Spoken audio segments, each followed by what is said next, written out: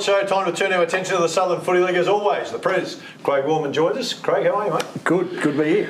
Mate, it was a ripping weekend for footy, and none bigger, mate, than the Ranella 9-point win over Wharfies. But not because they won, so give you a chance on this, mate.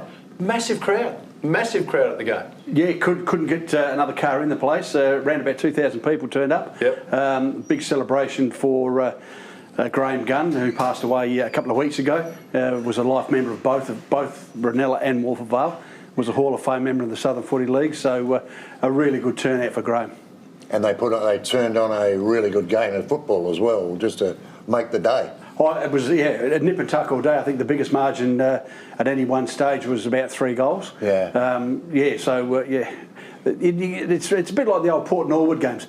Doesn't matter where these two are on the premiership table, they'll give you a contest. You've got to be really happy with the crowds at the moment down at the Southern Footy League, because I was at Happy Valley on the weekend for the Cove Happy Valley game, and same result. The ground's just is a sea of cars. You just cannot get in. So I had to walk in, which is...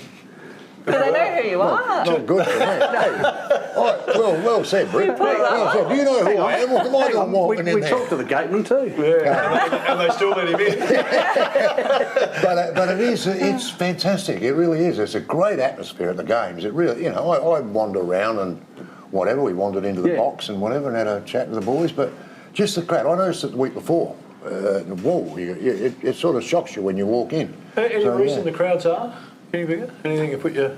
Oh, look, I think there's a lot of people that don't want to travel downtown to Adelaide Oval or to an SANFL game when we're putting on a good competition in their own backyard. Plus, it's all day, isn't it? That's the other thing. So we start at 8 o'clock in the morning with the under 13s, under 15s, under 17s, B grade, then A grade. So you've got 5 games. And a lot of the people that are there early in the morning will stay all day and support the club. So I brought Ranella up early because they won and had a big crowd. Baz brought Cove up because he was at the game, but his attendance obviously had an impact on the way Cove performed because they lost. Oh, I wouldn't have been so cruel. Thank you very much. But look, that was another really good game. There wasn't much in it. Yep. It was just the overall experience of Happy Valley in the last probably 10-15 minutes of the game that saw them run away by about 23 points, I think it was in the end. But yeah, it was a really good game. It was our first look at Happy Valley. Yeah. They've certainly improved from last year, and they'll be a contender. Don't worry about that. And Christie's Beach and Aldinga, is it going to be a long, painful season for Aldinga? Well, going by the scores, yes, it probably will be, as well as our friends at Port Noarlunga who really are struggling at the moment. Aldinga copped a few injuries last week, and there was a little bit of COVID around as well, so that might explain the scoreline there. But Port Noarlunga, they're just struggling badly at the moment. All right, let's get on to the next round, mate. So we don't want to labour on the bad stuff. Let's get on to the good stuff. Phil, come on. There's got to be some concern, because if you've got one team in the comp that's getting pounded... It took a big... And that's a pounding, mate. 179 points. I'm not sure what it was the week before, but it was massive, wasn't it? Yeah, it was. Is there some concern about Port Noarlunga at the moment? Oh, there is, because they're lacking some quality players, and their numbers aren't good at the moment. So, and of course, on top of that, they've got injuries as well. Yeah. So they'll bounce back. They're a proud club, Port Noarlunga, and that's what I thought. Yeah.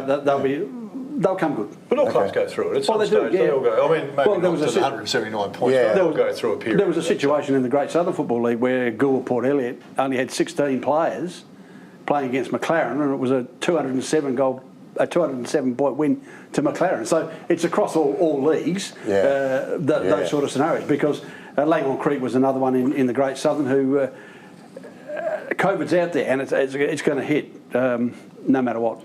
Now, mate, let's talk about Super Saturday, Cove and Christie's Beach. Tribe FM will be covering it, mate. It's a big day. It is a big day. The two clubs got together. There's new lights down at the Cove Footy Club, and what they're trying to do is generate a little bit more enthusiasm by what. And by that I mean they're actually bringing the girls from the Sunday playing on Sunday into the Saturday competition. So they'll start a little bit later with the 13s, 15s, 17s, Bs.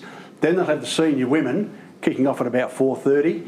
and then at 6, just after 6, the men will play a night game at the Cove Oval, and Tribe FM will broadcast both the women's game and the senior men's game. That's a full game. That's a full day of footy. That's a great day of really. footy. That's a full day of footy for sure. And you want to get in early because as I know the local people down there, they'll go to their normal game during the Saturday afternoon. But if there's a night game anywhere in the Southern Footy League, you'll get people from the other clubs wanting to come along and have a look. Have a look, yeah. And it's all new down there, isn't it? Yeah, very much so. Plus they've got their licence back, all that sort of thing. So it's a big day at the Conference Phil. So. We should go down. Well, if you go and have a look, will we? Cove. Go and watch Cove. Okay.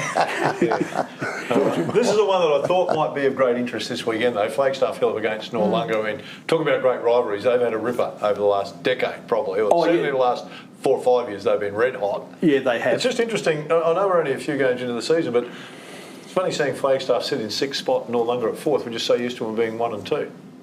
Well, as I say, it is early in the season, but certainly wouldn't be writing Flagstaff Hill off any time soon.